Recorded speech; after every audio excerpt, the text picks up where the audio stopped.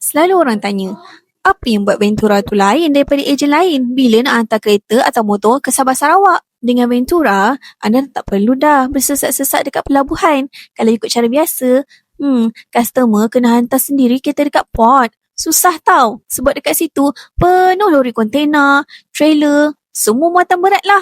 Risiko kemalangan pun tinggi. Bahaya kan? Ventura pun dah sediakan warehouse khas dekat Kampung Raja Uda, Pandamaran, Klang.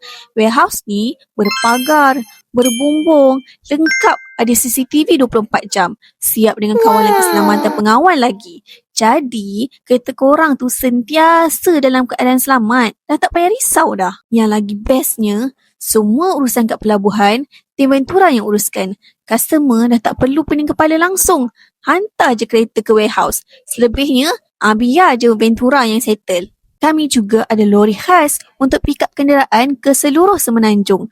Maksudnya, kalau korang tak sempat atau tak ada masa nak drive kereta korang ke warehouse, tak apa, roger je, kita boleh datang ambil. Selain hantar kenderaan, Ventura juga ada buat servis penghantaran barang dari Sabah Sarawak ke Semenanjung ataupun sebaliknya. Senang cerita, semua urusan penghantaran, Ventura cover lah. Jadi, kalau anda nak hantar kereta atau motor dengan cara lebih selamat, mudah, roger je Ventura.